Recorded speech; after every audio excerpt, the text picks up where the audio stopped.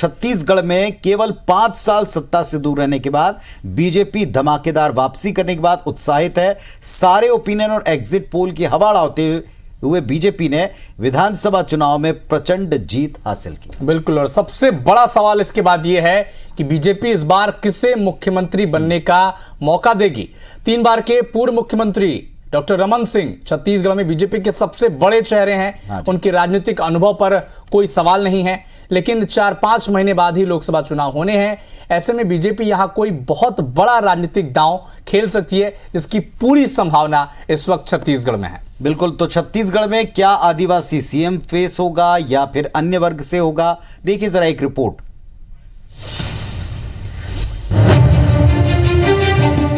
क्या छत्तीसगढ़ को मिलेगा आदिवासी सीएम?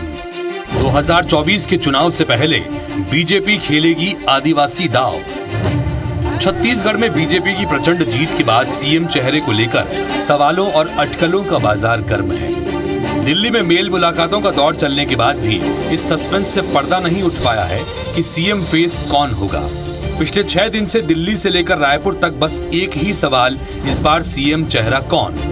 आदिवासी, ओबीसी या कोई और? बहरहाल इस सवाल का जवाब या सस्पेंस से पर्दा अगले 24 घंटे में उठ जाएगा, जब रविवार को 3 ऑब्जर्वर अर्जुन मुंडा, सर्बानंद सोनोवाल और दुष्यंत कुमार गौतम रायपुर पहुंचेंगे। विधायक दल की बैठक के बाद इन्हीं पर्यवेक्षकों की रिपोर्ट के आधार पर सीएम के नाम का ऐलान होगा। चलिए फिर उसी सवाल पर लौटते हैं कि आखिर छत्तीसगढ़ का सीएम कौन? वैसे तो सूबे में बीजेपी के पास कई चेहरे हैं जो इस पद के लिए फिट बैठते हैं, लेकिन बीजेपी को 5 राज्यों के सेमीफाइनल के बाद लोकसभा का फाइनल भी खेलना है। ऐसे में संभावना जताई जा रही है कि बीजेपी यहां आदिवासी कार्ड भी खेल सकती है। छत्तीसगढ़ में आदिवासी वोटर्स निर्णायक हैं और इस बार बीजेपी की प्रचंड जीत में इस वर्ग का बड़ा हाथ है। आंकड़ों पर नजर डालें तो सूबे में 29 सीटें एसटी वर्ग के लिए रिजर्व है, जिसमें बीजेपी 17 सीटें जीतने में कामयाब रही, जबकि कांग्रेस को 11 और 1 सीट गोंडवाना गणतंत्र पार्टी के खाते में गई। आदिवासी बाहुल सरगुजा संभाग की सभी 14 सीटें बीजेपी ने जीती, तो बस्तर की 12 में से 8 सीटों पर बीजेपी ने कब्जा जमाया। और 3 दिसंबर की शाम को जब पीएम मोदी ने दिल्ली में पार्टी कार्यकर्ताओं को संबोधित किया, तो उन्होंने आदिवासी समाज से बीजेपी को मिले समर्थन का भी जिक्र किया। ऐसे में कयास लग रहे हैं कि देश को पहला आदिवासी राष्ट्रपति देने के बाद बीजेपी किसी आदिवासी नेता को सीएम फेस बना सकती है। 14 नवंबर यानी जनजातीय गौरव दिवस, यानी भगवान बिरसा मुंडा की जयंती से विकसित भारत संकल्प यात्रा शुरू की है।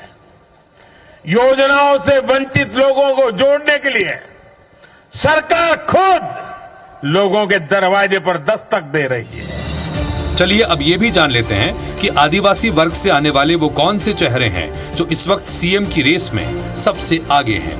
इस लिस्ट में पहला नाम है पूर्व प्रदेश अध्यक्ष विष्णुदेव साय, केंद्रीय मंत्री रेणुका सिंह और पूर्व राज्यसभा सांसद रामविचार नेताम। आदिवासी मुख्यमंत्री की रेस में इन तीनों नामों में विष्णुदेव साय सबसे आगे चल रहे हैं। इनका दावा इसलिए भी मजबूत है क्योंकि सरगुजा में बीजेपी का बड़ा आदिवासी चेहरा है।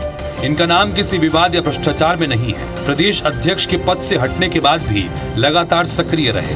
रमन सिंह और आरएसएस के करीबी माने जाते हैं। साय को संगठन में काम करने का भी काफी अनुभव है। 2014 में मोदी सरकार में केंद्रीय इस्पात राज्य मंत्री भी रहे। दूसरी संभावित दावेदार केंद्रीय राज्य मंत्री रेणुका सिंह बताई जा रही हैं। आदिवासी समाज में ये काफी प्रभावशाली मानी जाती हैं और इनके पक्ष में ये बात भी जाती है कि ये महिला है। सरगुजा संभाग से आने वाली रेणुका सिंह महिला मोर्चा में महामंत्री भी रह चुकी हैं। हालांकि अपने बयानों की वजह से कई बार विवादों में भी रही। आदिवासी मुख्यमंत्री के रूप में पूर्व राज्यसभा सांसद रामविचार नेताम भी पार्टी की पसंद हो सकते हैं। रमन सिंह सरकार में कैबिनेट मंत्री के रूप में वे कई अहम विभाग संभाल चुके हैं।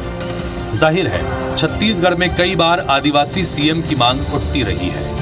वैसे मध्य प्रदेश में जब छत्तीसगढ़ अलग राज्य बना तब अजीत जोगी ने आदिवासी मुख्यमंत्री के तौर पर शपथ ली थी। हालांकि उनके आदिवासी होने को लेकर कई बार सवाल उठते रहे। अब जब 90 में से 54 सीट जीतकर सत्ता में भाजपा ने वापसी की है, तो माना जा रहा है कि बीजेपी छत्तीसगढ़ को पहली बार आदिवासी सीएम दे सकती है। Bureau report IBC 24। लगातार हम सरकार में ये भी बता रहे हैं अविनाश दर्शकों को कि दरअसल भारतीय जनता पार्टी खेमे के अंदर इतनी उहापोह, इतना वेटिंग, इतना सस्पेंस क्यों है।